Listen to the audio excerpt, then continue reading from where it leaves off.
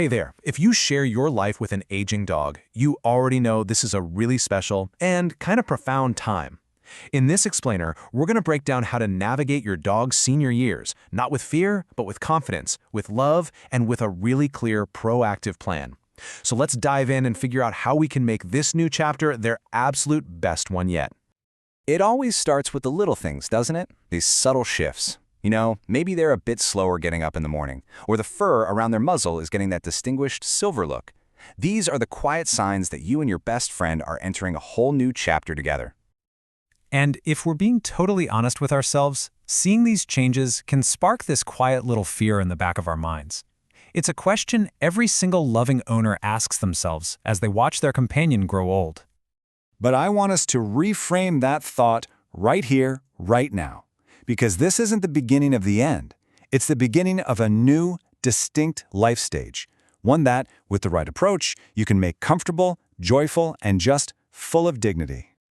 So our first step is really just a mental shift. We're moving from simply being a caretaker to becoming an empowered advocate for our dog. See, the goal isn't just about adding more years to their life. It's about adding more life to their years, what experts call their health span. Now, to be a great advocate, you have to become a great observer. It's kind of like a detective. Dogs have this deep, primal instinct to hide pain and illness. It's a leftover from their days in the wild. So it's our job to learn to read the subtle signals they're sending us. Okay, so this is so important. We need to tell the difference between what's benign and what needs a vet's attention. A graying muscle? That's normal. But being reluctant to jump on the couch? That's not just getting old. That's a classic textbook sign of pain, often from something totally manageable like osteoarthritis. And this just shows you how interconnected everything is. It's like a domino effect.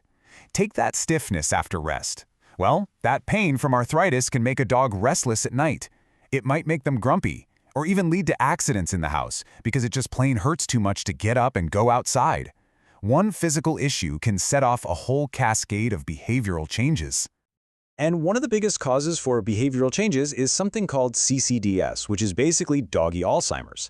And this acronym, DISHA, is a fantastic tool for us as owners. Are they getting disoriented in the living room? Are their interactions with you or other pets changing? This gives you a really clear checklist to bring to your vet. So now that we know what to look for, let's build our action plan. This is where we stop just observing and start doing. And honestly, this is where we can make the biggest difference in our dog's long-term health and happiness. If you take only one thing away from this entire explainer, please let it be this number: 80%. That is how often a proactive wellness screening finds a hidden medical problem in a senior dog that looks perfectly healthy on the outside. Why? Because again, they are absolute masters at hiding it. So here's the most effective strategy, hands down. Shift those vet visits to every 6 months. You got to remember, one dog year is like 5 to 7 human years. A lot can change. This lets your vet establish a baseline and then track your dog's individual trends, which can help catch diseases like kidney failure years earlier when you can actually do something to slow them down. All right, let's talk fuel. There is a huge, persistent, and honestly, a dangerous myth out there about what to feed our senior dogs. And it all comes down to protein. So what do you think? Do older dogs really need less? Now, before I give you the answer, you need to know this term, sarcopenia. It's the medical name for that age-related muscle loss. It's the very reason senior dogs can start to seem weak or frail, and it's exactly what the right nutrition is designed to fight. And here is the answer. It is a total myth. In fact, the opposite is true. Unless the dog has a very specific health issue, like advanced kidney disease, healthy seniors actually need more high-quality protein, not less. Their bodies just become less efficient at using it, so they need that extra supply to maintain that all-important muscle mass. And it goes beyond just protein.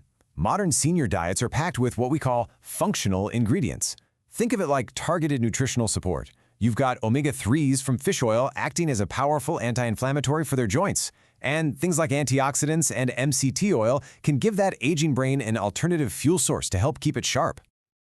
Okay, let's bring this all home, literally. You can practice what some vets call environmental medicine, just by making a few simple changes to your house that can have a massive impact on your dog's daily comfort and safety. This is your actionable checklist, and they're all easy wins. For a senior dog, a slick hardwood floor can feel like an ice rink. Just putting down a few runners gives them stability and confidence. Ramps prevent the high-impact stress of jumping. And a good orthopedic bed? Well, that's not a luxury. It's a therapeutic tool that cushions aching joints while they sleep. Now, just as we engineer their home for comfort, we have to engineer their activity for strength.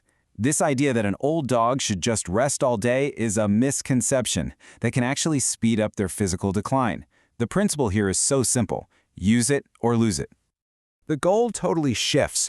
It's not about tiring them out anymore. It's about building them up.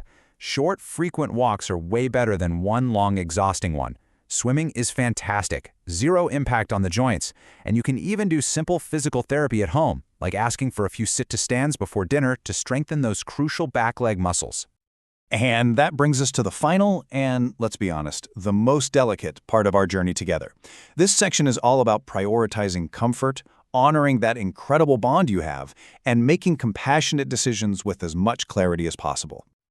This is it. The hardest question any of us will ever face with a pet we love so much. It feels absolutely impossible to answer, especially when our hearts are breaking. How can we possibly be objective at a time like that? Well, veterinarians develop tools to help us through it. This is the HHMM scale.